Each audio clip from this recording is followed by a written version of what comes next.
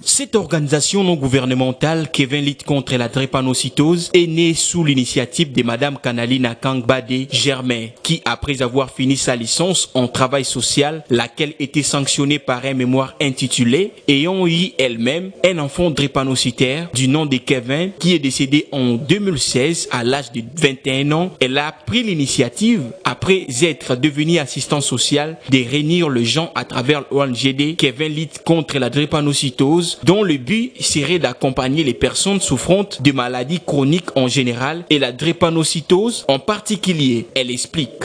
J'ai perdu mon fils à l'âge de 21 ans. Mon fils est né. J'ai 5 enfants.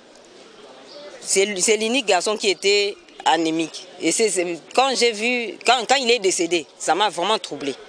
Ça m'a troublé et ça m'a donné l'impression d'être vraiment désemparé. Et je me suis dit, le mieux serait de faire quelque chose pour l'immortaliser et pour aider aussi d'autres. Quand j'avais fait mon stage, quand j'ai posé des questions aux gens pour savoir est-ce que tu connais la drépanocytose, les autres me disaient quand même c'est qui, c'est quoi, on ne comprend pas. Alors il fallait dire anémie SS, alors c'est là que les gens comprenaient. Oui.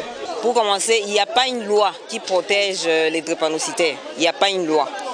Si on pouvait voter, ne fût-ce qu'une loi pour les protéger, ça sera mieux comme on a fait pour le VIH.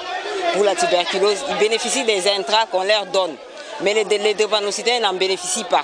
Par ailleurs, le docteur Mafuta Boston, le conseiller médical de cette ONG, a fait savoir à l'assistance qu'aujourd'hui, le drépanocytaire peut vivre plus de 50 ans, si et seulement si il respecte les règles d'or de cette maladie, et il a invité les jeunes et toute personne à l'examen de l'électrophorèse avant tout lien de mariage pour éviter ce genre de cas. Ce que nous recommandons est que les personnes atteintes de drépanocytose doivent scrupuleusement respecter les 10 règles de drépanocytose, entre autres boire beaucoup d'eau, éviter la promiscuité, se faire dépister à tout moment, aller au centre de santé pour se faire soigner, améliorer leur qualité de vie.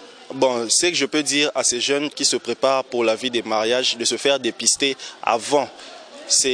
On appelle ça des examens prénuptiaux.